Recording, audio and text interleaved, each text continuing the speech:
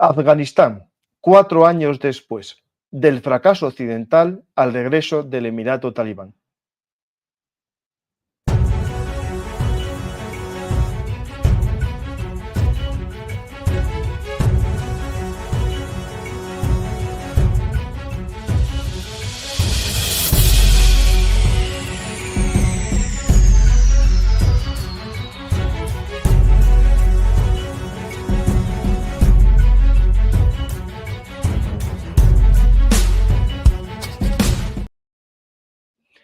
Hace ya 4 años, en agosto del 2021, asistimos, asustados, a la retirada estadounidense y de la OTAN de Afganistán, viendo imágenes caóticas de desesperación. Hoy, 4 años después, vamos a ver qué ha sucedido y cuál es el papel geopolítico de Afganistán en este mundo convulso. Para ello contamos con la ayuda de nuestros amigos Mariano y Juan Carlos. Mariano, por cierto, con un doctorado sobre los talibán, y eso es importante recordarlo, y nuestro amigo Juan Carlos, politólogo, que nos va a dar una visión también de la parte geopolítica de la retirada de Occidente de Afganistán. Vamos a ir a una casilla del tablero del juego político, ¿no? Del gran juego, que ya desde el siglo XIX marca el futuro, ¿no? De esa zona. Pues Mariano y Juan Carlos, 4 años ya, ¿no? De la retirada. Para muchos, un símbolo de debilidad, y según algunos, tiene que ver incluso la guerra de Ucrania con esta retirada por parte de Estados Unidos de Afganistán. Juan Carlos, ¿puedes bajar un poco el volumen a lo mejor del móvil? Es que está sonando un eco por ahí raro. Pues no lo sé, estoy en unas condiciones complicadas, en principio. Precarias, sí. A ver si eres tú. Sí. Vale. A ver si puedo yo bajar un poco el volumen tuyo.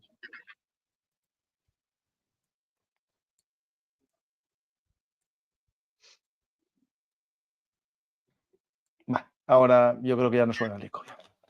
Pues vamos a intentar conocer lo que está sucediendo. Mariano, voy a poner una imagen de ese agosto del 2021 en el que podemos ver la desesperación por parte de aquellos afganos que vieron en Occidente un futuro que se les borró, ¿no? De repente, ¿no? Aquí tenemos estas imágenes de intentando coger los aviones que estaban saliendo del aeropuerto de Kabul, desesperadamente, pasajeros que montaron sin billete y otros que se agarraron incluso al tren de aterrizaje y kilómetros después caían desde los aviones como muestra, ¿no? de la total desesperación. Pero no solo fue Mariano esta gente afgana, sino también las embajadas occidentales no tenían preparada la evacuación porque fue de repente. Trump lo había planeado y Biden lo ejecutó sin sentido, ¿no? Es decir, de una forma demasiado apurada, ¿no? Sí, sí, totalmente. A ver, creo que nadie nos pilló por sorpresa, perdón, creo que era Juan Carlos el que se pilló un poco de eco, perdonad. Pues sí, hubo más o menos lo que podría decirse una retirada de mala manera, rápidamente, en el sentido de que sí, se implementó todo a partir de febrero de 2020, poco antes de lo que era el... ¿Se me oye bien, perdón? Esto... No, Juan Carlos, busca unos auriculares.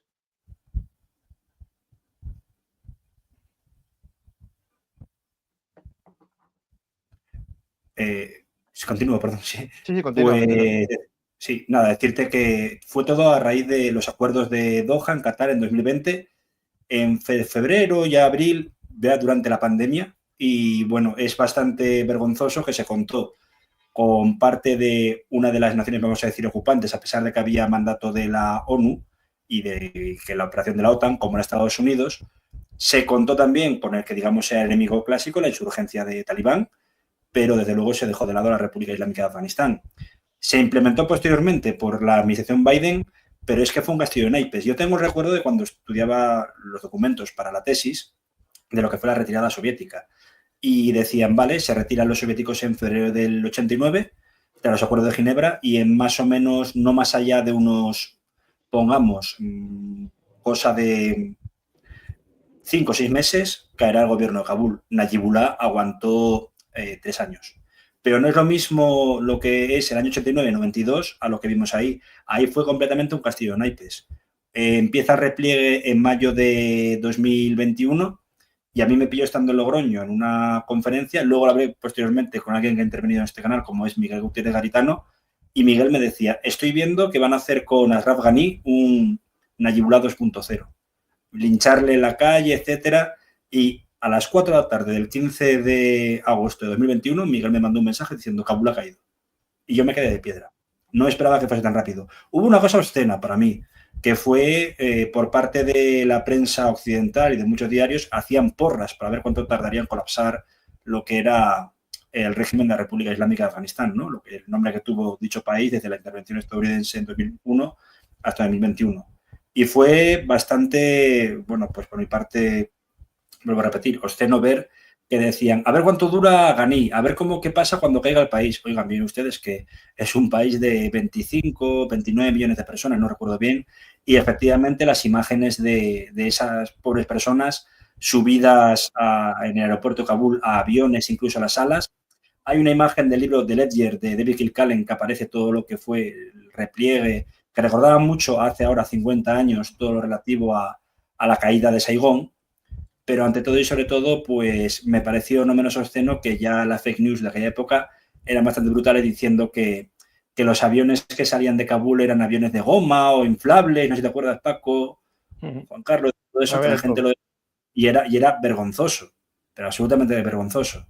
Entonces, ante eso, yo poco añadir, pero efectivamente nadie se esperaba esa caída tan rápido y que preconfigura lo que fue la invasión de Ucrania. Claro, lo que fue la política exterior de Estados Unidos quedó muy tocada. Ya en aquella época había un conflicto abierto en zona de Cisjordania, que no de Gaza.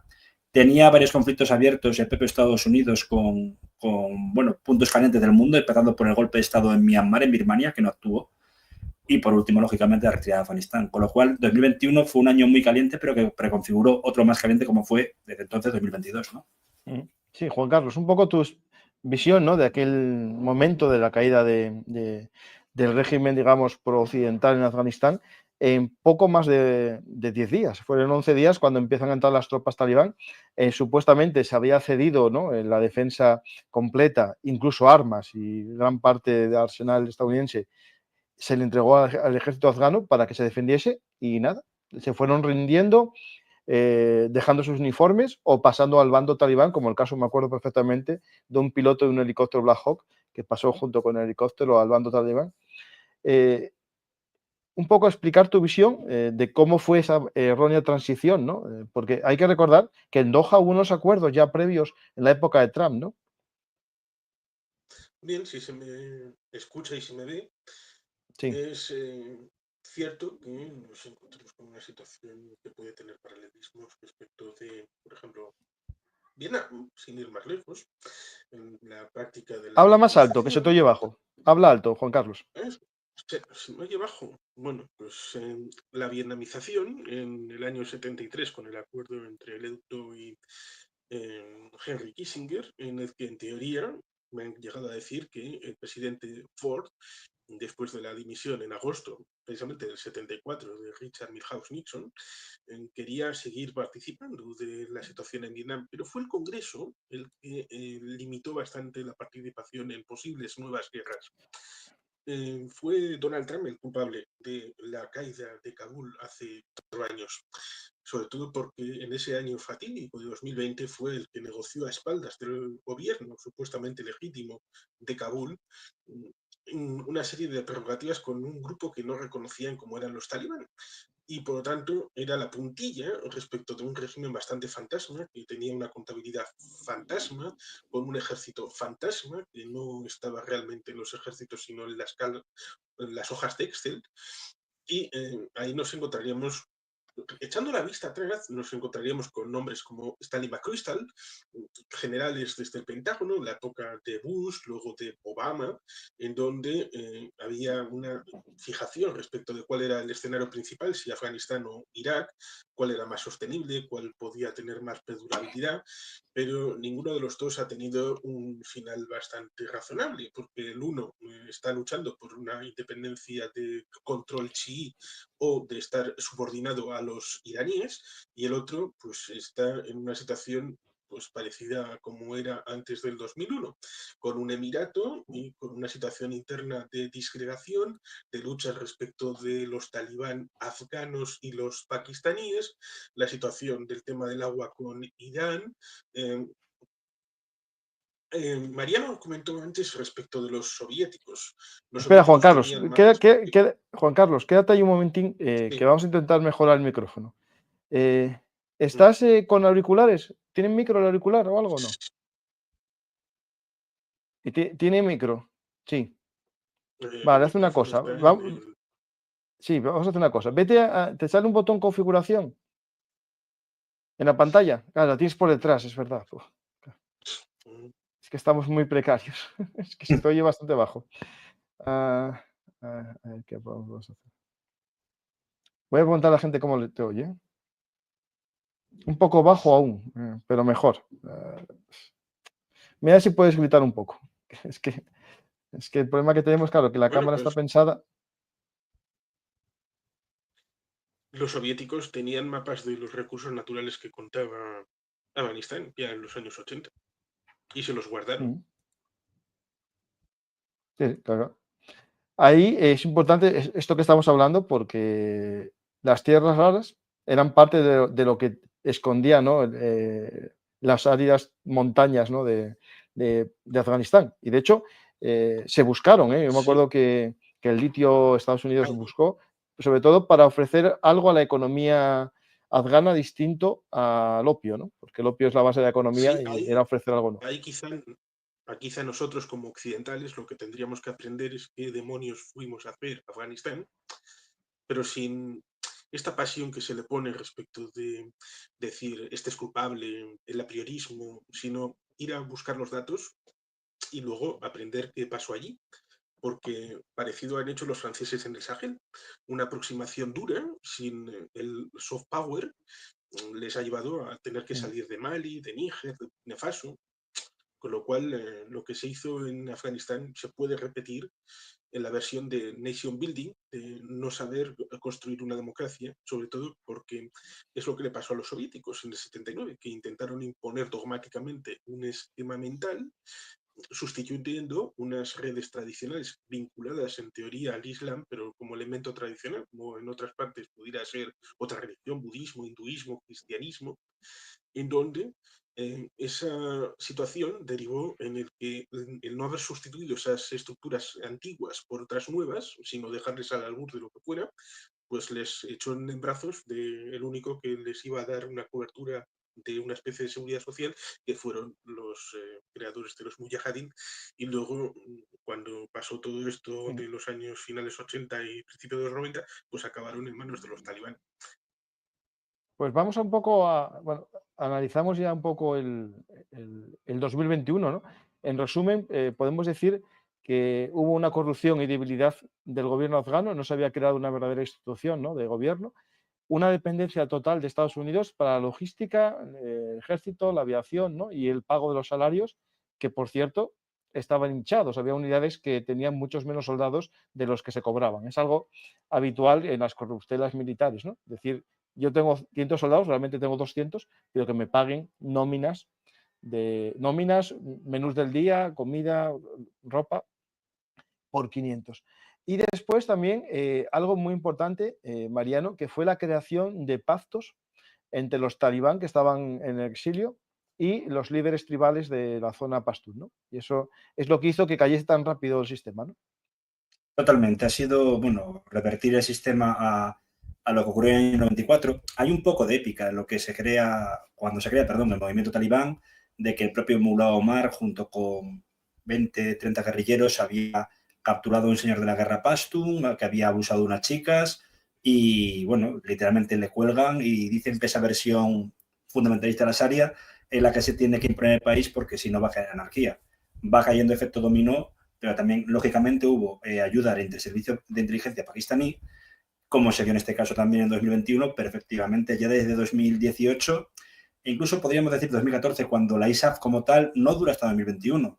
Hay un primer repliegue en 2014-2015 con solo, bueno, digamos, unidades de combate, pero para adiestrar, no para entrar en combate a la par con los propios afganos, porque también hubo muchos problemas entre las propias unidades del ejército, vamos a decir, regular, que acabaron volviendo armas contra los estadounidenses porque consideraban que estaban maltratándolos, que estaban también ocupando el país, etcétera. Generalmente por parte de los pashtun, ¿no? No hubo un pegamento étnico. No se sigue diciendo que Afganistán es el país de los pashtun, el tayiko, como dicen ellos, a Dushanbe y el hazara a la tumba, ¿no? Tipo lo que pasa también en el Líbano con el Rif chií sunita, ¿no? En este caso, pues desde luego hubo pactos ya, sobre todo con antiguos señores de la guerra, como Gulbuddin Hematiar, que volvió a Kabul a pesar de estar amnistiado desde el año 2016-17 por el gobierno de Ashraf Ghani. Hubo mucha vuelta de salafistas vinculados al mundo pastún de la guerra contra los soviéticos y obviamente con los alumnos aventajados de los talibán para hacer negocios que eran, aunque ellos lo nieguen, los señores de la guerra vinculados al mundo del narcotráfico, ¿no? En este sentido, pues solo se podía esperar una debacle. Recordemos que los pastún en Afganistán son aproximadamente el 29% del país y se rigen no solo por un islam muy rigorista, sino también por el Pashtun-Wali, que es un código tribal muy, muy poderoso que lleva desde época de cuando el país, digamos, ni siquiera un protoestado, pues en época medieval, moderna, por así decirlo. Esta gente consideraba que no había mal peor que los estadounidenses, pero también consideraban a sus aliados, pues como en la época de los soviéticos, como poco menos que parias, ¿no? De ahí el colapso tan rápido de lo que fue el Estado-nación, que, siento decirlo, pero una vez más estamos hablando de un Estado fallido o un Estado vacío, como decía Mark Wayne Herold en su libro Afganistán, Estado vacío, ¿no? Del año 2006-2007. Lo que era la debacle se pudo haber quizá retrasado un poco más de tiempo, pero claro, esa ofensiva relámpago de 10 días, ver caer un régimen que lleva 20 años en boga, a mí por lo menos me impresionó. Pues vamos a ver un poco cómo quisiera, se fue. Sí, Juan Carlos. No, quisiera comentar que no saber cuál es el escenario, y esto en algún programa de Belu Martí se ha comentado, el hecho de que darles suministro de agua o de algunos otros bienes primarios a algunas aldeas podía ser perjudicial porque algunas mujeres podían utilizar el tema de adquirir agua como un evento social y por lo tanto este tipo de elementos ser vistos como negativos. Y tomando con esto, debido a que España siempre ha tenido una posición respecto de la cercanía con las comunidades, esto pasó en Afganistán, pasó en Irak, no puedo evitar sino recordar a los fallecidos del Yak 42, que conecta con el elemento de seguridad nacional, en donde la falta de conciencia hace que el ejército y el Ministerio de Defensa contratasen un avión destartalado ucraniano, curiosamente, en donde acabaron falleciendo un gran número de soldados españoles ante la desidia de las autoridades políticas y acabando falleciendo en una ladera de un monte en Turquía. Creo que no está mal la memoria también en este sentido. Pues, por desgracia, fue así. Ahora tenemos ya los A400 y, en teoría, los soldados españoles volarán en un avión de propiedad militar y, por lo tanto, con todos los mantenimientos perfectos que tiene que tener. La desidia completa en defensa es algo que en España sigue todavía de moda. Os estoy mostrando unas imágenes de agosto del 2021 de los talibán cuando ya están tomando el poder en Kabul. Ya los veis uniformados como con los restos del ejército afgano, de origen estadounidense en la equipación. Ahí me acuerdo que hubo gente que empezó a decir que todo fue una conspiración de la CIA, que había equipado a esta gente. No, esta gente se equipó con estas armas porque fueron abandonadas en los arsenales por Estados Unidos en parte, pero sobre todo por el ejército afgano. Y de hecho, ahora Trump se está acordando de pedir factura de las cosas que recogieron los talibán en los almacenes que no dio tiempo a recoger a Biden. No sé si hablaba de 15.000 millones de dólares, lo que Sí, dejó abandonado Biden allí. Sí. Pero el problema realmente fue no tanto el ministro de Defensa, que es uno de los que está ahora, Bismillah Khan, está organizando la resistencia desde el Valle del Pansir, casi todo lo que está vinculado al aparato de seguridad no financiero por parte del ya extinto ejército de la República Islámica eran tayiks que odian a los pashtun talibán, no a los pashtun per se, pero lo que era la logística se encargaban pues varios ministros que una vez cayó el gobierno y huyeron pues varios de ellos, creo que fue o bien a Turquía o a Emiratos Árabes Unidos, la Interpol ha sacado una orden, alerta roja se llama así, orden roja o orden alerta roja o similar, o aviso rojo, para decir, esta gente no es que dejase caer el país, es que robó a manos abiertas y lo que comentaba antes Juan Carlos, que era un ejército que figuraba en una hoja de Excel.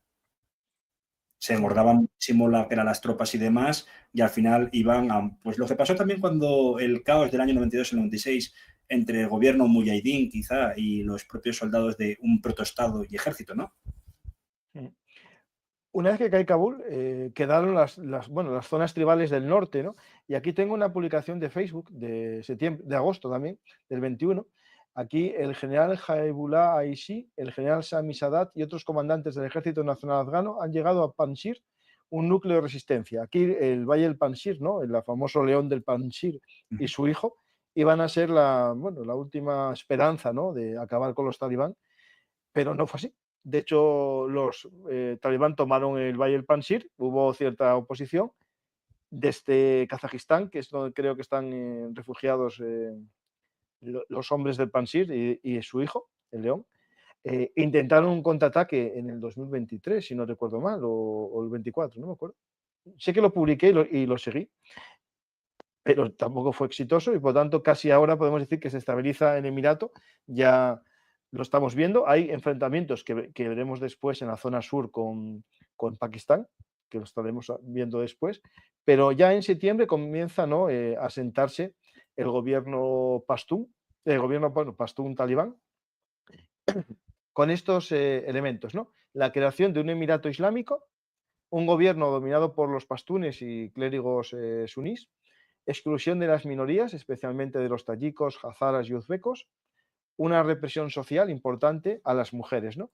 Esto es importante porque algunos nos vendieron, os acordáis, en el 2022, en agosto, los talibán 2.0, que eran muy modernos, muy guays, que se habían modernizado, hecho más tolerantes, porque Islam era religión de paz, era lo que decían, que me acuerdo de esas palabras, y por tanto que se iban a hacer moderados porque eran inteligentes. La realidad es que las mujeres fueron eliminadas completamente de la vida social a día de hoy, ¿no? Ya no pueden, llegó un momento que ya no podían salir a la calle solas, que en la época antes salían con el burka, pero hubo una norma que pidió salir solas, tienen que salir siempre con un hombre, ¿no? Hay una norma peor que les impide, creo que la había Juan Carlos, que les impide hablar justamente o, bueno, levantar la voz en público. Obviamente, de nuevo dijeron que lo de la educación a partir de los 10 años vetado. Antes era 14, ahora es 10, si no me equivoco. Y lo peor de todo es que, bueno, que la fuerza laboral de, bueno, otra vez, como pasó en el año 26, sobre todo en asistentes sociales, enfermeras, médicos, pues fue vetada y bueno, el paro aumentado, lógicamente, ¿no? El paro, por decirlo, no solo ya femenino, el paro global. Unido a todo eso, pues yo también tuve que vivir esa situación de gente que te decía ver, o te intentaba hacer ver lo de el Afganistán 2.0, en este caso fue bastante desagradable, fue un autor, bueno, un estudiante, perdón, egipcio, que se dedicaba a mandarme WhatsApps que veías a los talibán saltando en un aquapark que había en Kabul diciendo que por eso eran trozos de pan. La frase fue, eran trozos de pan, son buena gente. Y luego, pues también lo que dices del Panjshir, lo que cayó fue el núcleo no de la capital, sino la capital espiritual, ¿no? Que es Bazarak, que de ahí era Ahmed Massoud padre. Esta gente huyó a Kazajistán, Tayikistán, pero tienen muy, muy complicado el poder hacer alguna ofensiva, sobre todo habida cuenta que poco después empezó la invasión de Ucrania, ¿no? Por parte de Rusia, la Federación Rusa. Y para finalizar todo esto, también decir que no han contado con ayuda exterior. Y lo que comenta de 2023 debe ser, y esto es curioso, que hubo un hazara que tras haber estado en una cárcel talibán se unió a ellos, pero luego viendo cómo era el trato a los mismos en Mazar-e-Sharif, hizo una ofensiva con gente del Panjshir en 2023 en Mazar. Al final la ofensiva no se pudo concretar, él fue capturado y fusilado. Quizá era lo que hablabas, Paco, porque me suena eso. Fue de las pocas ofensivas que tengo recuerdo que pudo ser exitosa, pero que cayó en picado, pues básicamente porque esta gente está, con una mano delante y otra detrás. Juan Carlos, ahora vamos un poco a la geopolítica, ¿no? Estos talibán al principio eran los parias del mundo, nadie los reconocía. y así era difícil sobrevivir. Bueno, ellos eran felices porque vivían en su micromundo, ¿no? Digamos, ese mundo feliz, ¿no? Del Pashtun Wali, pero la realidad es que necesitan apoyos, ¿no? Y aquí es cuando empieza la geopolítica y a entrar en juego actores, ¿no? Que podemos decir principalmente China, Pakistán en la zona sur y Rusia últimamente, ¿no? Sí, es cierto que en el 21 y en el 22 trataron de hacer ver como que eran distintos para que en Occidente no nos sintiéramos tan culpables y no quisiéramos volver por allí. En el caso de la región, pues nos encontramos con India y con la propia Pakistán, con la idea de la profundidad estratégica, en donde la derrota del 70-71 para Pakistán fue muy dura, fue la creación del arma nuclear y la idea de que necesitaban Afganistán como un elemento que les diera la posibilidad de retirarse allá arriba, detrás de la línea Durán, en caso de una nueva derrota. Y por eso se comentaba que cuando Pakistán perdía Afganistán, Afganistán, sobre todo Kabul, podía tener una cierta amistad con la India, como hacer un crunchy, donde Pakistán estaría el elemento intermedio. Ahí el tema del juego de las expectativas y de las frustraciones, tanto internamente como externamente, es algo que conviene tener en cuenta porque durante 20 años el movimiento feminista, el movimiento queer, pues pudo pensar que de la noche a la mañana se podía conseguir un Afganistán como si fuera Londres, París, Tel Aviv o Berlín o Nueva York, Bueno, pero evidentemente sí, eso es... bueno, Juan Carlos, no te voy a negar que sea como va a quedar Londres, París. Sí, en las expectativas y las frustraciones. Lo que se pensaba que iba a ser para allí, pues igual acaba siendo para aquí. Es un poco como lo que me está pasando ahora respecto de si la cámara enfoca hacia adelante o hacia atrás. Claro. Ahí nos encontramos con esa situación en la que ya en los años 60 también pasó, aunque las fotos que hay son de las zonas urbanas. No se quisieron los grandes fotógrafos que fueron para allí, para Afganistán, sacar fotos en las zonas rurales. Es mucho más fácil ir de corresponsal a un hotel, no salir del hotel o como mucho a la plaza de al lado, sacar las fotos y volver. El reconocimiento no tiene por qué ser un impedimento, porque puede haber relaciones informales a la hora de no reconocer, pero hablar por debajo. Eh, en el caso de China, por ejemplo, con Mercosur, solamente hay un país que reconozca a China-Taiwán, que es Paraguay, y lo que le permite es impedir un acuerdo global con la República Popular de China. Y no por ello hay países que comercian con Taiwán sin reconocer sino la otra China. Afganistán tiene relaciones con Rusia, sí, desde hace ya unos cuantos años que se Bueno, tiene pero abrió una constancia de embajada ahora relaciones muy este año, ¿eh? formales. Juan Sí, Carlos, pero la relaciones estas embajada es de ahora, sí. ya formalización, pero relaciones informales de Pero eso a un siempre, sí, grupo sí. de gente. Pasó con China, precisamente por ese control del Valle del Pansir, ese estrecho paso que en teoría servía para el gran tablero, para que no se encontraran ni Rusia ni los británicos, que da la posibilidad a una hipocresía bien grande, el tratamiento que la etnia Han hace en Xinjiang respecto de tratar con unos musulmanes que están en Afganistán. Bueno, pues estas cosas pasan en las relaciones internacionales y las relaciones con los países más próximos o cercanos o lejanos.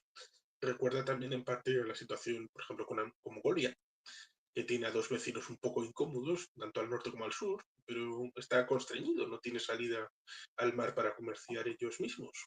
Así que necesitan un equilibrio un poco complicado, que era un poco lo que se decía en 2021, que bueno, pues caían los del régimen que había estado durante 20 años, pero al tener esas condiciones, pues más o menos, pero se ha visto que eran quimeras, castillos en el aire, y al final, como decía Ortega y Gasset, no sabemos lo que nos pasa y precisamente eso es lo que nos pasa. Estas noticias de julio de este año, que Rusia es el primer país que reconoce al gobierno talibán en Afganistán. Esto es importante. China tiene relaciones, pero no reconoce al gobierno talibán. Es un tema interesante porque China es uno de los mayores interesados en en que esa zona esté tranquila, sobre todo por las carreteras, ¿no? Por hacer una ruta que comunique con Pakistán y sobre todo con Irán, ¿no? Y yo creo que es importante ver quiénes son los interesados, ¿no? En llevarse bien con los talibán, que es China y Rusia por ahora, ¿no? Sí, hay una ruta media que precisamente conecta con un conflicto que supuestamente se ha resuelto ahora, con el corredor de Zangezur respecto de Armenia y Azerbaiyán. Una ruta que pase por Asia Central, que no pase por Rusia, que conecte con Azerbaiyán, Armenia, Turquía y vaya en dirección hacia Europa. Bueno, pues estas son grandes jugadas internacionales en las que hay que hilar muy fino porque el camino para que sea continuo pues tiene que estar bien controlado. Y Afganistán en principio nadie ha controlado efectivamente todo el territorio. Este mapa que veis aquí es el que nos da la explicación de por qué China está tan interesado con Afganistán y que incluso se hablaba que estaba detrás, ¿no? Al principio del éxito talibán en el 2021. Es este mapa que no se ve muy bien, pero fijaros que hay una línea que une China con Afganistán, que es este corredor de Wakhan, que es ideal para una carretera, ¿no? Que derive hacia Kabul y de Kabul hacia Irán y así hacia el Oriente Medio, ¿no? Y al Golfo. Lo digo porque a veces Es un Pakistán poco, es. sí, es un poco como el intento de una carretera que vaya de norte a sur en el caso de Irak, desde un puerto artificial que se estaría construyendo en la zona de Shatter Arab, Sí, en la punta. Pero bueno, son proyectos. es Incluso a el largo corredor plazo no seco, se ¿no? sabe. Lo llaman así. Sí. El puerto seco, sí, sí. De hecho, iba a hacer un día un vídeo contándolo, la gran inversión que está haciendo Irak en la zona, en Basora, para después llevar todo por carretera hasta Turquía. Mariano, aquí en el juego geopolítico, ¿no? El papel de China y Rusia, ¿qué te parece? ¿Cuál de los dos se está jugando más o tiene más interés? Yo creo que yo apuesto por China, ¿no? Que es el mayor interesado, ¿no? Sí, probablemente. Y aparte, bueno, Rusia ya fue el hard power. Rusia se cobró, sirvió de carne y un poco de venganza con Afganistán respecto a los estadounidenses, ¿no? Cuando era la URSS, pues tuvieron su Vietnam, ¿no? Como decía el coronel Truman en la última, perdón, antepenúltima película de Rambo. Siempre tengo las tres primeras, aunque sé que hay dos luego. Y soltaba aquello de nosotros tuvimos nuestro Vietnam, ustedes lo tendrán ahora. Pues los rusos, la Federación Rusa, ya desde el año 2017-2018, como se descubrió luego en cables encontrados en Wikileaks, estaban haciendo una labor de connivencia, digamos, en información con los talibán, sobre todo las zonas que les interesaba, que era de los minerales extraños, ¿no? O tierras extrañas. Claro, ahí Rusia en un principio incluso luego intentó meter la baza de que como tenía que garantizar la estabilidad de la zona, también iba a tener tropas acantonadas en Tayikistán, en la zona uzbeka, en la antigua base evacuada de Jarsi-Janabad, que el dictador uzbeco Karimov obligó a vaciar a los norteamericanos cuando estos se quejaron de una represión que hizo en Andiyán, marcado integrismo religioso, pero nada más allá. De hecho, luego, pues lógicamente, todas las tropas rusas se desplazaron al principal conflicto que se inicia en 2022, que no es el de Ucrania, sino Kazajistán, enero de 2022, ¿no? Para posteriormente, sí, la invasión por parte de la Federación Rusa de Ucrania, que dura hasta hoy día. El caso chino, efectivamente, es un mercado muy importante para ellos. Están intentando hacer un puerto seco, sobre todo también que pase por uno de los stands que hace justo un año hablamos, o 2 años, perdón, Paco, hablamos tú y yo, como es Turmenia, una zona muy importante de paso de, más que de oleoductos, sino de gasoductos, como una energía fósil más limpia, por así decirlo, pero esto también se ha cobrado un poco en cuanto a la seguridad para China. No ha habido día, y no se dice, en el que tal o cual empresa de capital chino haya sido atacada no por los talibán, sino por el nuevo enemigo en esta guerra civil, que tampoco era resistente, sino que es ISIS-K. Efectivamente. Pues Sí, hablando claro, de Rishiska, había una cosa, gracias Mariano por recordarlo, y es el hecho del CSTO. En enero de 2022, el CSTO sirvió para una guerra clánica entre Nazarbayev y Tokayev, lo cual es fantástico. No ha servido para un miembro como es Armenia, que pidió ayuda al CSTO, es decir, el heredero del Pacto de Varsovia por parte de Rusia. Y hemos de recordar que Afganistán, el régimen oficial de Afganistán, ese que duró durante 20 años, era miembro del CSTO.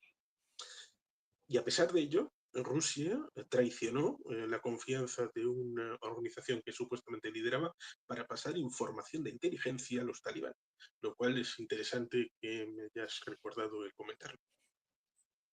Pues tenemos el asunto, ¿no?, que puede debilitar un poco a los talibán, es el ISIS-K y el enfrentamiento con el gobierno pakistaní, ¿no? Esto, en teoría, hay que recordar que los talibán tienen también su filial en el norte, bueno, en la zona tribal de Pakistán, y últimamente parece que, que Pakistán echa la culpa a los talibán de Afganistán del crecimiento de los talibán en Pakistán, ¿no? Y hay ahí problemas fronterizos que no son solamente, digamos, de palabras, hay movimiento de tropas, disparos, morteros, ¿no?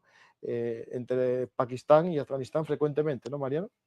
Sí, totalmente. No sé si lo comentamos en algún programa anterior, pero en efecto, bueno, Sí, en el para que que hicimos Talibastán. exactamente, tenemos que decir la línea Durand, que es una línea artificial, como también comentó anteriormente Juan Carlos, en la cual, pues, a cada lado de dicha frontera, pues hay aproximadamente 20-22 millones de pastún en Afganistán, que se llama Pastunistán, pero es que en las zonas tribales y principalmente ciudades como Quetta en Pakistán, pues se va sumando y al otro lado de la frontera hay 45 millones de talibán, perdón, de talibán, de pastún, disculpad. Con todo ello, ¿qué quiero decir? Hay un problema porque, bueno, no es un, digamos, ni estado viable ni homogéneo, a pesar de tener la misma etnia, y lo digo todo sobre todo por el tema de que hay dos, digamos, asambleas talibán. Está la asamblea Shura de Kandahar, la que había rendido pleitesía al ya difunto Mullah Omar, y la que está al otro lado de la frontera, la de Quetta, en Pakistán, que generalmente, o la de Peshawar, que tenía una especie de bayat o pleitesía hacia un mulá, que no recuerdo el nombre, pero le llaman Radio Mulá porque hacía todo tipo de, bueno, de declaraciones en la radio, etcétera, ¿no? Hay pique entre ellos. De hecho, ha habido, digamos, talibán, los Tehrik y Talibán Pakistán, TTP, muchos de ellos, al ver que no contaban sus, digamos, hermanos ideológicos a otro lado de la frontera para ataques en lo que eran las áreas tribales pakistaníes, ¿por qué optaron? Pues por convertirse en lo que al principio parecía que era una especie de marca blanca, como era Estado Islámico, para convertirse hoy ISIS-K, que sigue siendo, sin duda alguna, una de las amenazas más complejas a analizar en todo, no solo el cinturón afgano-pakistaní, en todo Asia Central. Aquí, en este tema, Juan Carlos, en la parte, digamos, de relación con Pakistán o el ISIS-K, ¿qué puedes comentar o decir? Ciertamente las fronteras son bastante porosas. Está el tema de Baluchistán, que es entre la zona de Irán y de Pakistán. Precisamente hicisteis un programa acerca de los sucesos relativos al aniversario de la muerte de Soleimani, con aquel atentado del ISIS-K precisamente. Ciertamente Pakistán es un estado fallido, en cierta medida, casi tan fallido como el caso de Afganistán, pero con el tema de las armas nucleares de por medio, que cambia bastante la perspectiva de lo que se puede o no se puede, lo que se debe o no se debe hacer respecto de un estado y otro. La situación de ser parte de la costa de Pakistán, con un puerto modelo Sugar Daddy por parte de China, que molestó bastante a los de Baluchistán porque en teoría iban a ser contratados, pero fueron subcontratados y al final el dinero se lo llevó la etnia mayoritaria de Pakistán, que no es ni baluche ni tampoco pastún. Así que ahí la situación fronteriza de unos lugares y otros es una situación delicada que implica actores internos, actores internacionales. Hicisteis también un programa respecto de las presas, en el caso de Juan Carlos, Afganistán, que habla más implica alto, también grita un poco más. el tema de las presas, el tema del agua, también hicisteis un programa donde el tema del agua es un tema actual y de futuro. La problemática también va a hacer que las líneas sean solamente una raya pintada en el suelo. Y ante eso, pues solamente queda el hecho de si se respetan o no. Mira, justo de ese tema hicimos un programa con Nacho Montes de Oca también, y Mariano, y un servidor, que era Talibán versus ayatolás. Y era Exactamente, por sí, el sí. cauce del río, de un río que los afganos estaban haciendo una presa para regar, bueno, especialmente los campos de amapolas, y los iraníes, claro, decían que no les llegaba el agua que está acordada. Y como muy bien dices, yo creo que es uno de los temas que va a dar más conflictos a corto plazo en el mundo, el tema de la gestión de los ríos comunes y los acuíferos. De hecho, Sí, voy a y hacer además publi porque en este libro, no... Sí, Juan Carlos, en este libro que acabo de escribir, mm, no pongo el título, pero ya está hecho y mandado a imprenta, que es de actualidad, de geopolítica, trato el tema. Invito a la gente a estar atento, que saldrá dentro poco. Y bueno, Mariano tuvo la suerte de echar un vistazo. A ti, Juan Carlos, te lo pasaré también el borrador si te apetece, o ya te paso el libro cuando sí, esté claro. publicado. Y es para gente que no sabe, de iniciación, no para expertos. Y Y, hablo del y- tema este. y si se me permite también Sí, decir, nunca pude encontrar quién era la referencia, pero no sé si recuerdas, Paco, en una ciudad en común para ti, para mí, como es Oviedo, en el campus del Milán, había una librería escolar, pero tenía un ensayo que nunca pude encontrar. Había dos ensayos muy curiosos. Uno era lo de geografía o geopolítica del tercer mundo, que era de Yves Lacoste, de la geografía es un arma Sí, para la guerra, eso famoso. yo tengo el de Pero geopolítica. claro, y hay otro que no encontraba que el título lo decía todo y quizá me confundo, pero tengo ese recuerdo del libro, pero no del autor. Y era el año 2001, poco antes del 11S. Pues el libro era algo así como Geografía de la sed. ¿Por qué el agua va a ser un arma de guerra de aquí a unos años? O algo así. Lógicamente así se ha convertido, pero no solo en Asia Central, no hemos visto pues lo que hemos hablado anteriormente, Etiopía, Eritrea, Egipto, Sudán. Sigue siendo pues efectivamente un arma para la guerra, pues porque petróleo puede haber, pero el petróleo, uno, no se bebe y segundo, no sirve para que las plantaciones agrícolas crezcan, ¿no? Sobre todo aquí, el país que puede jugar una baza apaciguadora entre Afganistán, probablemente también todo Asia Central y China, también quizá con Rusia, pues fue la que durante mucho tiempo, hasta la caída de la URSS, fue la república más pobre en ingreso per cápita de la Unión, ¿no? Como era Tayikistán. Tayikistán tiene la presa Nurek que puede, digamos, regar varias zonas de Asia Central, incluida Afganistán. Afganistán tuvo dos sequías muy graves que causaron cientos de miles de muertos. Fue en parte lo que hizo caer a la monarquía de Zakir Shah, pero también tenemos que hablar que en esa zona hubo un desastre ecológico del que poco se comenta por parte de las autoridades soviéticas, perdón, como fue la tragedia del Mar de Aral. Con lo cual, el agua está muy presente en todos estos conflictos. Pues sí, tenemos, sí. Hay una hipótesis del presidente presuntamente de Irán, que es el títere del Ayatollah Khamenei, como es Pezeshkian, que pensaba cambiar la capital de Teherán en dirección hacia el sureste, en una ciudad costera, lo cual sorprende porque Pakistán hizo justamente lo contrario, al cambiar la capital de Karachi a Islamabad. No creo que cambien al final la capital, a pesar de que hay razones de fondo, porque el poner la capital cerca de una frontera internacional es un cebo bastante extraño. Bueno, esto hay que recordar que muchos países no tienen ni la capital de provincia en la costa. Estados Unidos, eh, las capitales de provincia están en el interior, de estado, perdón. Nueva York no es la capital del estado porque está en Era costa. Rochester. Sí. O Búfalo, perdón, Búfalo. California, No, sí, sí, sí. la capital del estado de Nueva York es Albany. Albany, sí, Albany, sí, sí, y está en el perdona, interior. New Y hay Orleans. muchas. Es más raro Por que hoy ejemplo, día. En México pasa lo mismo. Tienen lo mismo por Pero miedo en a eso, a California invasión. igual es Sacramento, sí, Sí, sí. sí. Es decir, porque hay miedo a eso, a que la capital la tomen, ¿no?, en una operación militar. Y de hecho, Washington está demasiado cerca. Hay que recordar que Washington DC fue conquistada por los británicos durante las guerras Sí, napoleónicas, en una invasión, eh, sí, porque está precisamente en demasiado cerca esa, del mar. ¿Sí? después Sí. de esa victoria en Washington, hubo la batalla de Nueva Orleans, que estuvo del canto de un céntimo de salir de un lado o de otro, y la capital del gran estado de Luisiana no es Nueva Orleans, es Baton Rouge. De hecho, la gente, bueno, no conoce mucho que hubo un cargo de vicepresidente de Rusia, que fue abolido tras la crisis constitucional del año 93, El único vicepresidente que hubo fue Alexander Ruzhkoy, que rompe luego con Yeltsin, pero anteriormente fue un veterano de la guerra afgano-soviética que fue capturado por los Mujahideen, pero anteriormente había llevado una escuadra de aviones bombardeando lo que era ciudades portuarias como Karachi. ¿Por qué? Porque sabían que en aquel momento, si Zia-ul-Haq seguía tocando mucho las narices al Kremlin, Zia era el presidente dictador de Pakistán, a mucha gente no sabe que Gorbachev llegó a plantearse una invasión aerotransportada de Pakistán.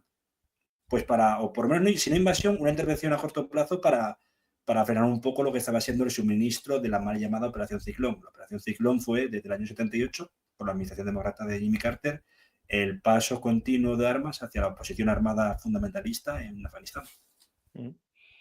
Bueno, en aquel momento eran los Mujahideen, es importante recordarlos, que no son lo mismo. Los Mujahideen, exactamente. Los Freedom Fighters. Son distintos. Sí, son distintos. Sí, que no es lo mismo. Sí. Talibán. Algún talibán era Mujahideen, pero no todos los Mujahideen eran talibán. Esto es importante. Obviamente hubo gente que no llegó a ser talibán, pero estaba unido a ellos. En el grupo Mujahideen estaba el grupo Peshawar y ahí estaban tanto Ahmed Massoud, que no era talibán, pero sí gente que tuvo connivencia con ellos como, bueno, de hecho uno de ellos ahora es su hijo, es el ministro del Interior, Sirayuddin Haqqani, su padre, Jalaluddin Haqqani, y también Gulbuddin Hekmatyar.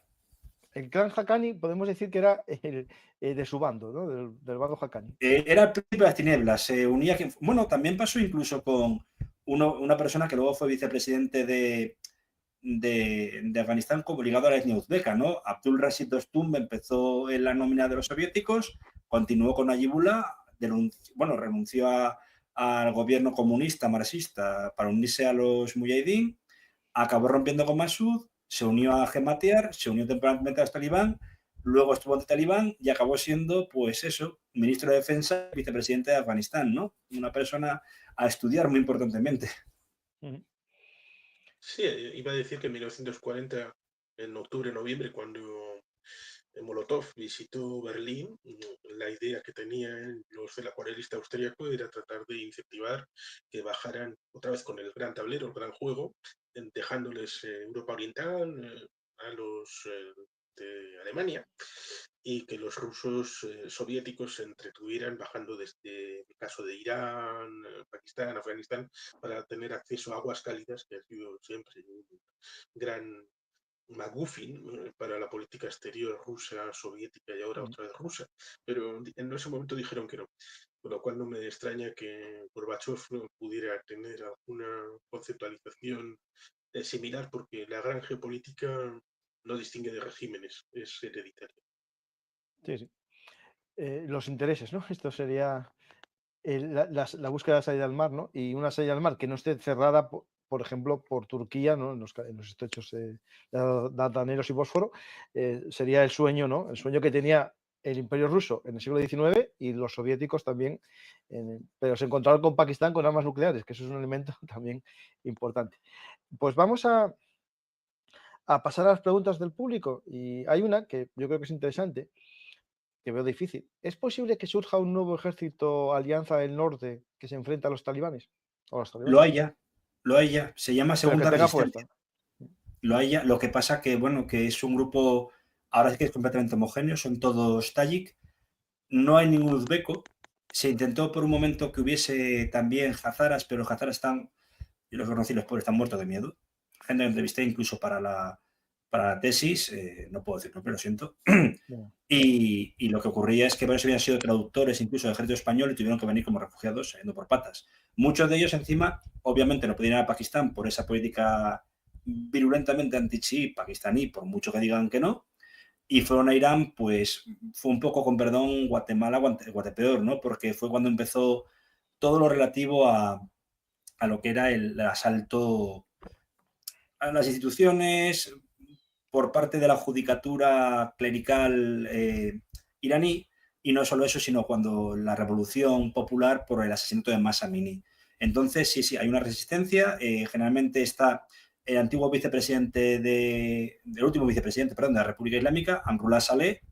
Está también Ahmed Massoud, hijo, como líder y cara visible.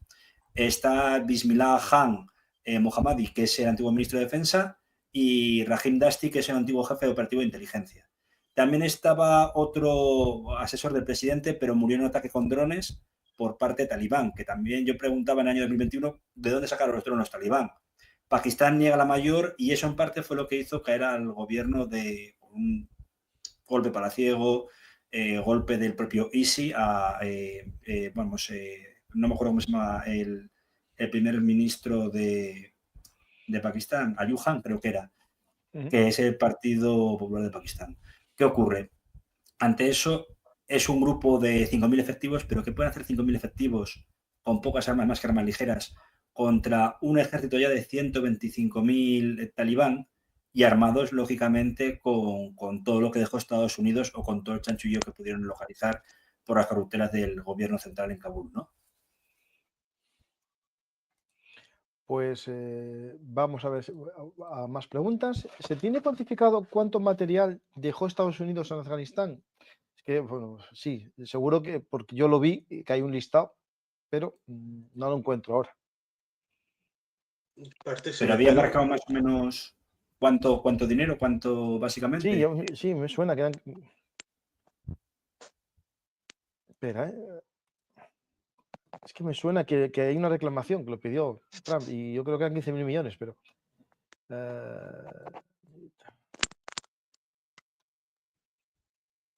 aquí está. Ya está, Espera un segundo,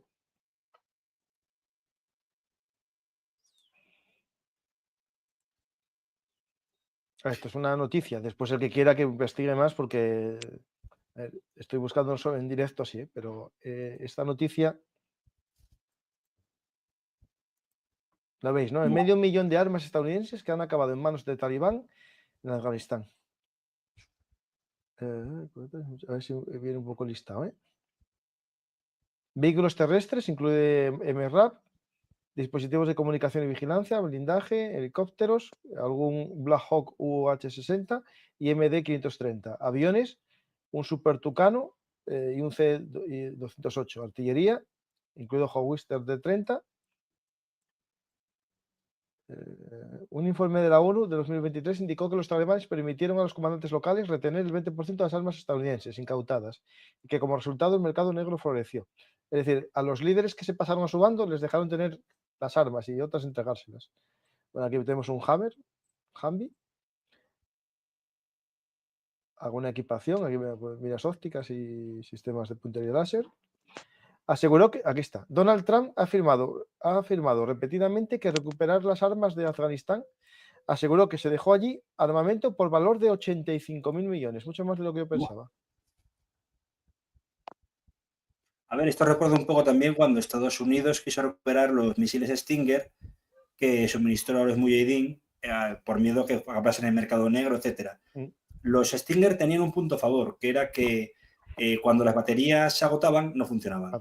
Y muchas veces no podían localizar recambios. Pero vamos, que los pocos que vendieron, que entre otras cosas derribó un avión georgiano cuando iba en ruta para negociaciones con los abjasios, básicamente costaban para, pongamos, creo que no llegaba a los $500.000 la unidad en territorio afgano, cuando llegaron desde Pakistán, año 85, 86, y luego se vendían por 4 veces más.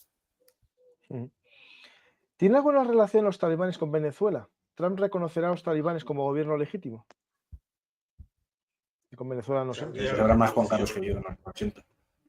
Trump ya reconoció a los talibán como gobierno legítimo cuando negoció con ellos en el año 2020, sin ningún tipo de problema.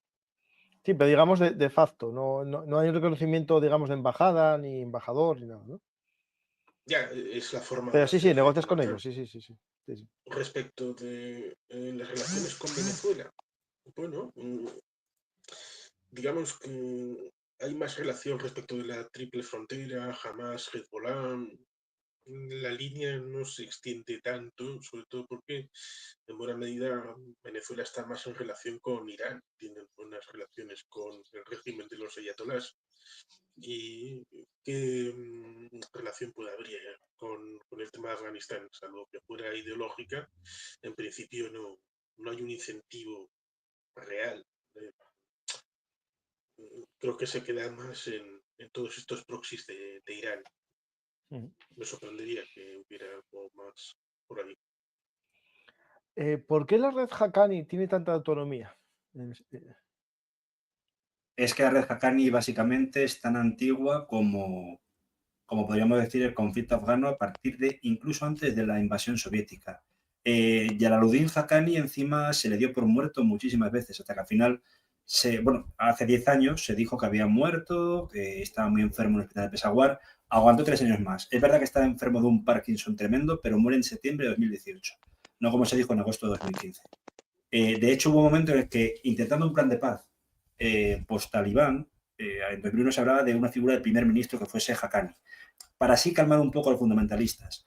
Pero la red Haqqani es que el nombre viene de Dar ul Ilum Haqqania, que es una madrasa pakistaní muy potente donde casi todos los, digamos, fundamentalistas, que no mujahidín afganos, se habían nutrido de esa ideología que procedía también de muchos, digamos, misioneros del Golfo Pérsico, ¿no? Es decir, todo lo que se ve en el esquema fundamentalista de los talibán bebe de Arabia Saudí. Pero que la gente lo siente mala que lo diga esto, pero es así.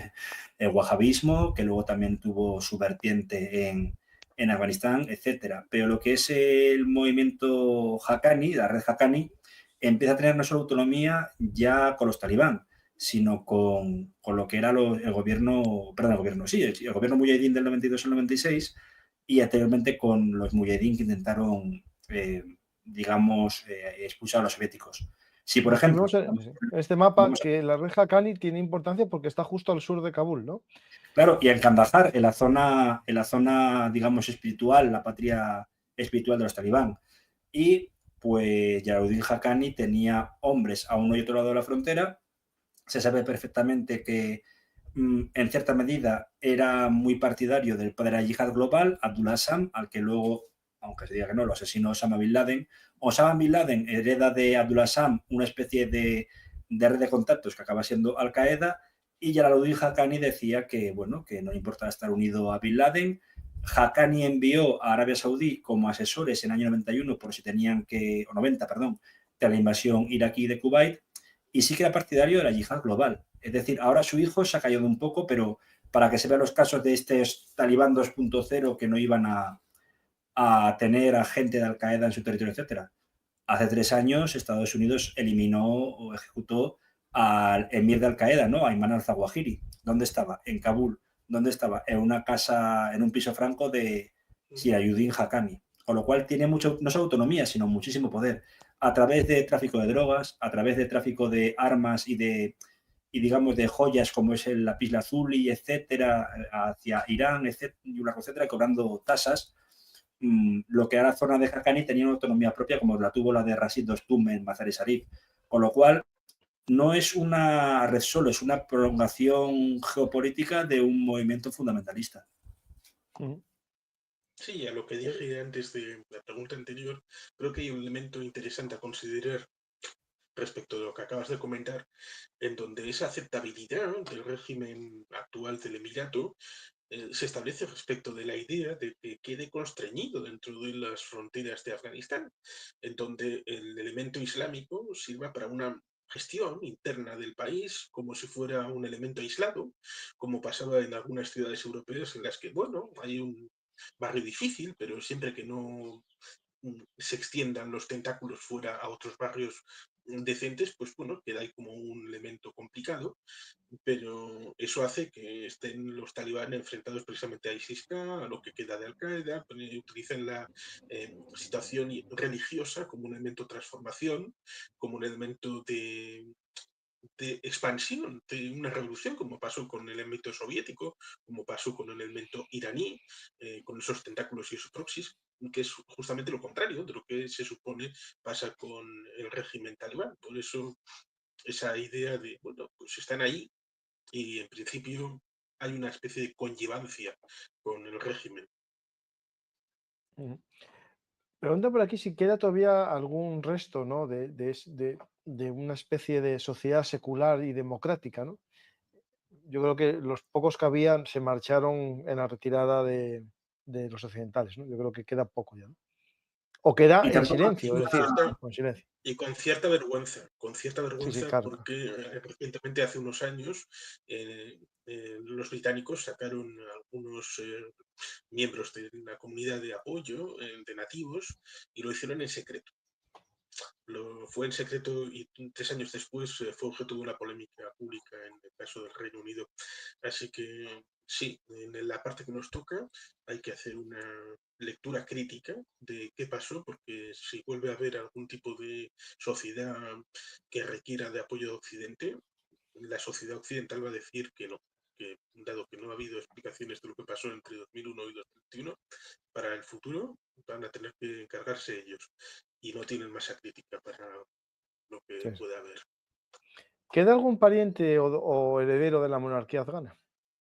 el príncipe heredero, el hijo de Zahir Shah, que no sé si murió ya o si no, su hijo, que sería nieto del último rey de Afganistán. Es cierto que Zahir Shah vuelve al país como padre de la patria. Hubo un funeral de Estado cuando muere en 2007, ya muy mayor, con 92-93 años, y se planteó incluso, tras la retirada soviética, que se arrastrase una monarquía parlamentaria, que ya lo era, coste, porque fue, a pesar de todos los errores que tuvo con esas sequías que comenté, por el problema interno de lucha entre grupos islamistas, marxistas y maoístas, porque el maoísmo tenía mucha potencia y mucho empuje entre la sociedad secular kabulí y estudiantes. De hecho, el primer asesinado por parte de Hematiar fue un estudiante de 18 años del liceo francés de Kabul, que tenía principios o ideología maoísta, pero es muy complicado ahora mismo. Es como lo que hablamos cuando una restauración del hijo de Reza Pahlavi, Mohamed Reza Pahlavi, hijo, como Shah de lo que es Irán. Sí que es cierto, por otra parte, que en muchos casos, cuando se ven manifestaciones a favor de un Afganistán libre, se ve tanto la bandera tricolor negra, roja y verde, en contra de la blanca, con la sajada de los talibán, pero en muchos casos tiene el sello real. Quizás sea como oposición, pero también puede ser algo como lo que vimos en Irán, que se ven banderas del Estado iraní, pero con la efigie de la monarquía o la dinastía Pahlavi, ¿no? Quizá más como elemento romántico de oposición que buscando una restauración de la monarquía. A decir verdad, la que es la dinastía de los Durrani, vamos, pues casi todos están viviendo entre California o Francia. Aquí hay una foto del heredero. Y debe visitar Afganistán estando. Porque esta foto, espera, si la encuentro. La tenía aquí, ahora no la encuentro, espera. Bueno, comparto la pantalla, un segundo.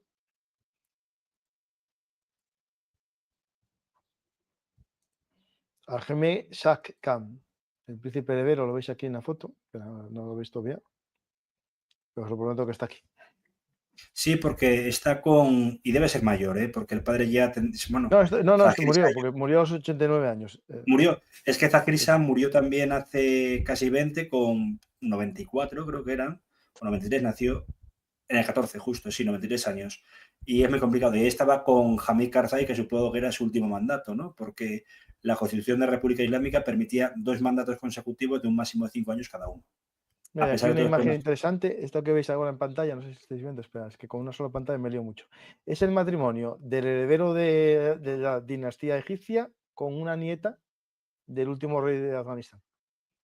Es común, Esto es de cotilleo, pero es interesante.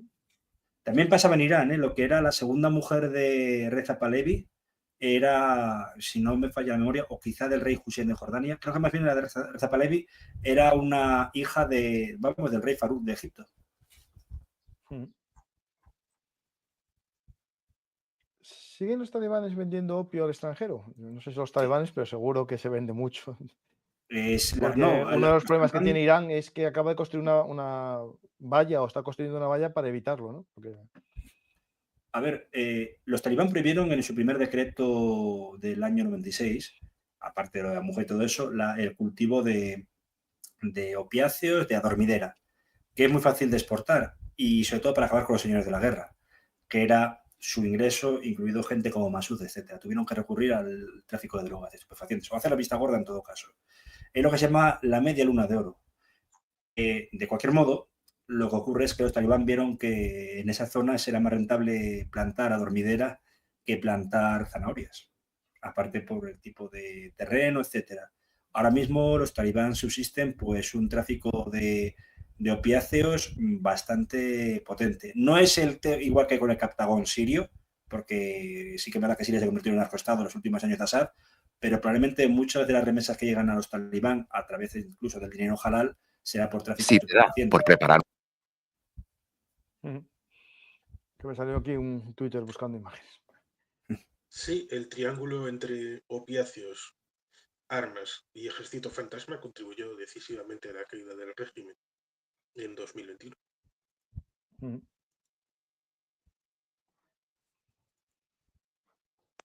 Y vaya últimas preguntas. ¿Qué intereses tienen los países del Golfo en Afganistán? ¿Han establecido algún tipo de relaciones? A ver, Afganistán es el hinterland de Asia Central.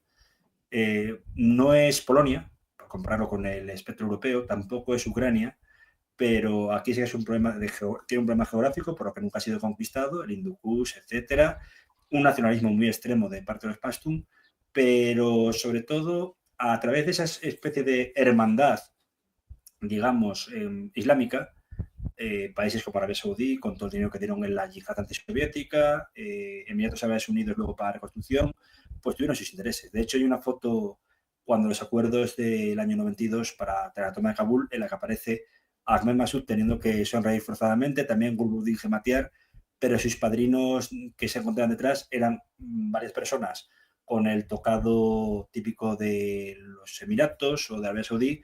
Uno de ellos, el príncipe Turki bin Faisal, que era el, digamos, jefe de inteligencia saudí, pues hasta poco antes del 11S. Es decir, los intereses son estratégicos y muy importantes.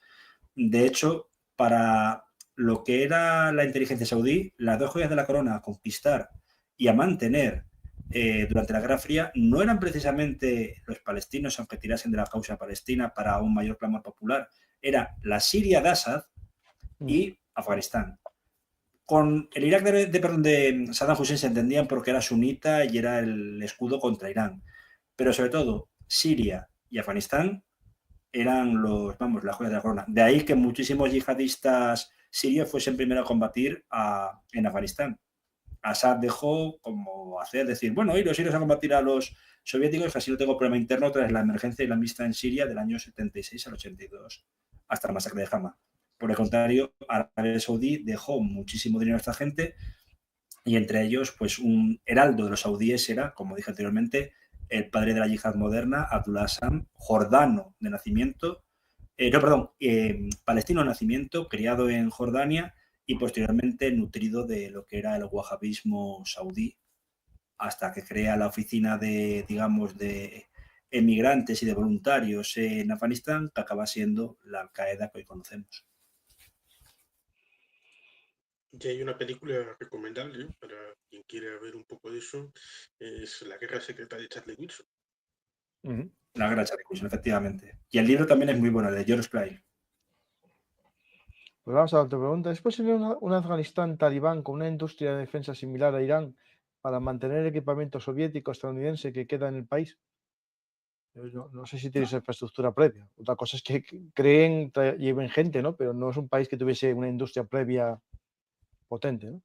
No, durante los años del PDPA, es decir, los años primero de Babrak Karmal y del propio Najibullah, se intentó hacer una reforma agraria que redundase para luego crear una industria. Había un problema. El Corán impide labrar en tierra robada. La expropiación o la colectivización se consideraba así, ¿no? Con lo cual no pudieron desarrollar una industria más allá de transformadora. ¿Ha habido un intento de crear bases aparte para refinamiento del narcotráfico, narcóticos, para también industria de defensa? Se intentó por parte de Asad Durrani y de algún que otro, digamos, líder del interservicio de inteligencia pakistaní como es Javed Nasir. Claro, empezaron a hacer armas. ¿Qué pasó? Esas armas pasaron al otro lado de la frontera y por una parte acabaron en la guerra de Cachemira, ¿no? Por otra parte nutrieron a los talibán pakistaníes y empezó el conflicto con Waziristán. Lo cual, el único, digamos, aliado, a menos que China le interese ahora, que tenía el régimen talibán ya del año 96 a 2001 y quizá de aquí en adelante pues era Pakistán. Pero no creo que haya mucho interés por parte. ¿A Pakistán le interesa tener a Afganistán? Pues de una forma tribal, no dividida, pero bajo un gobierno fundamentalista como es el de los talibán. Y veo muy difícil que les interese que, más allá de que sean defensores de esa especie de P dorada y un estado agrícola, vayan a invertir en él. Otra cosa serán China y los avances que tanto citaron antes Paco como Juan Carlos. Pues vamos a finalizar el programa. Espero que a la gente le haya servido un poco para reflexionar los 4 años de gobierno del Emirato Talibán, esos Talibán 2.0 que realmente eran los Talibán de siempre, eso sí, con equipación más moderna, con armas más modernas, pero con el mismo mentalidad y cerebro, ¿no? Hubo unos vídeos, que si te acuerdas, os acordáis, de los Talibán patinando por las calles de Kabul. Que eso ya fue, no va más, ¿no? Vamos a vender aquí que somos modernos, y eran talibanes jóvenes con melena larga, sin el Sí, que típico parecían turbante. hipsters, sí. Sí, pero eran lo mismo, es decir, la mentalidad estaba ahí dentro y lo vimos claramente con el trato a las mujeres, ¿no? Pues Mariano y Juan Carlos, muchas gracias por el programa. Nos queda muchas historias que contar, por desgracia, en la actualidad. Si queréis decir algo a Mariano como despedida. Bueno, en mi caso, o Juan Carlos, que primero, si no. Mariano.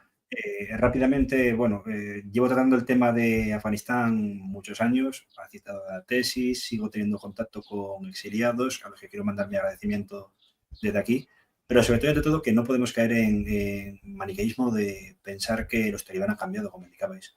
No han cambiado. Si han cambiado, ha sido a peor. Es verdad que no hay, digamos, esas imágenes de ejecuciones públicas en estadios de fútbol, pero la represión sigue siendo bastante brutal. Contra sobre todo los hazara, pero también las mujeres, como habéis indicado, y un largo etcétera. Es un estado fallido, es un estado que vive en narcotráfico y probablemente de trata humana incluso.